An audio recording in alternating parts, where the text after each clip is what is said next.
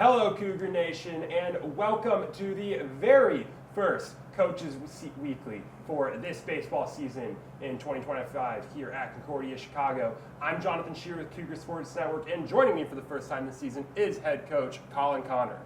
Thanks for having me, dude. And thanks for coming on.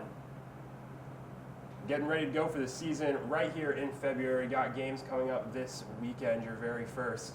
And, I mean, it's been a off season, coming off of a season that didn't go the way you really hoped it would in 2024. Ran into some rough patches, finished barely out of the conference tournament just by 2 games. But you're going into this year, and there's a lot of higher expectations, and there's a lot of excitement surrounding the team this year. Word on the street is stuff like there's a lot of exciting freshmen. The team's meshing well this year, that sort of thing. So we're just going to look at different aspects of the team going into this, starting with kind of what's missing from last year. A couple of those key players you lost, your number 1 starter, Wyatt McLaughlin, Julio Cajigas out in left field. Those are a couple of your big guys that aren't going to be with the team this year, have graduated and moved on. So where are you kind of looking to help fill those holes that are now going to be empty on the team? Yeah, I think the first part of just kind of what we're trying to do this year is just what we did early in the fall was just kind of establish just the culture and the foundation a little bit more. Obviously, we have a decent amount of good players. You also mentioned just the ability to bring in good freshmen. I think on top of that, we're usually not a program that has a ton of transfers. And this year, the transfers that we brought in, we made sure were one, the right fit, but also could help us out. So the guys that we lost, it happens yearly where you have to turn that over, but the group that we have now has really came together really fast. And you got guys like Nick Rensberger, that was a huge dugout guy that really brought the energy as well, on top of those guys you mentioned. So I think the main part is just with where we're at this year, the guys understand what the mission is, and I think they figured it out a little bit earlier. So the big part now is just us getting an opportunity to play somebody in a different uniform.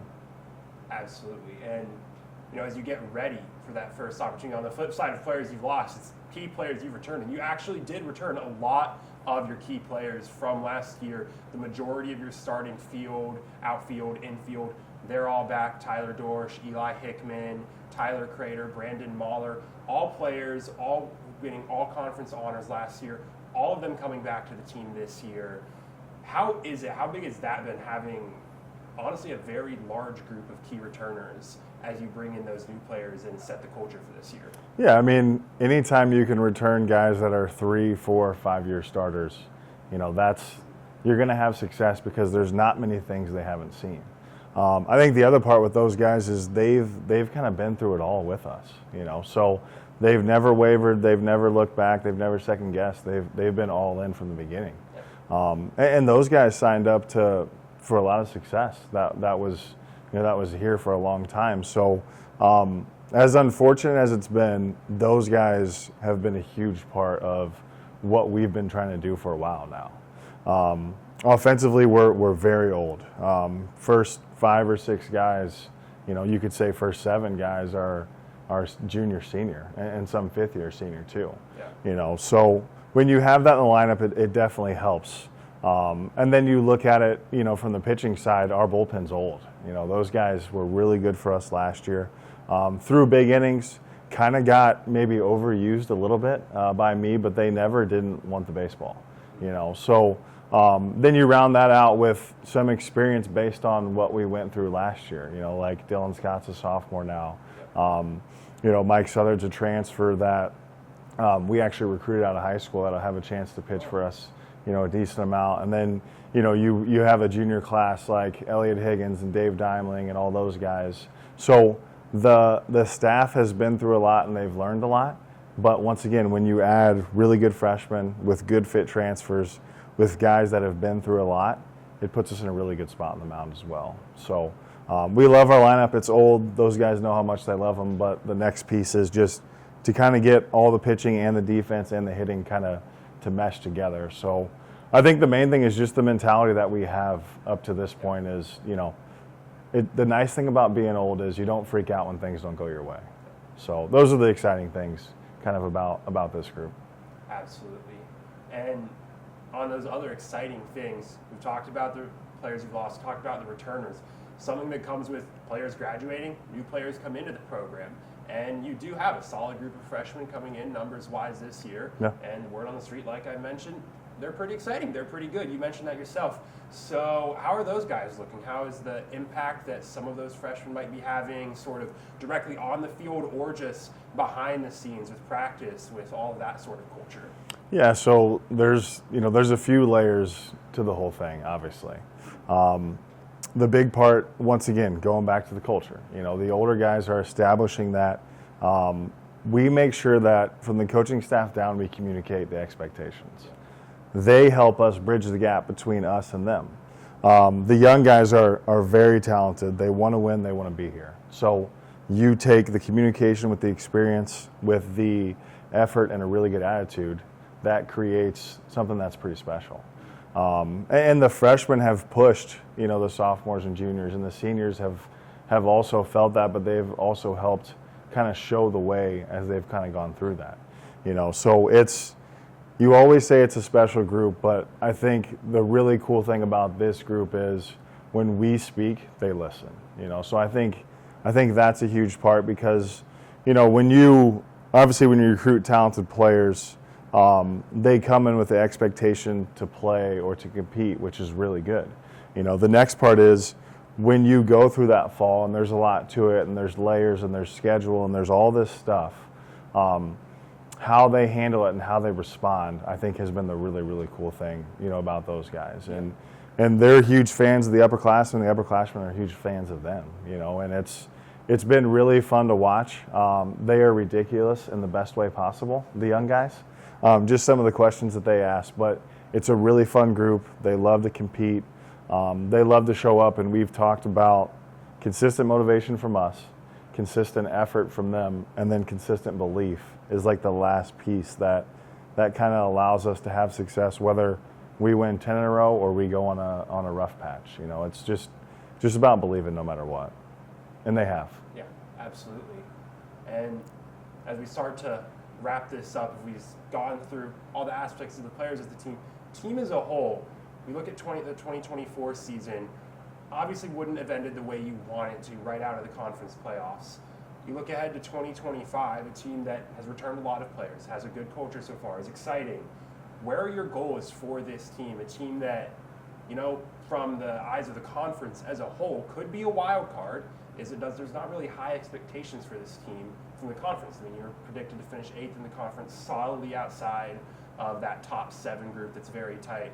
Where are your expectations? What do you think this team can achieve?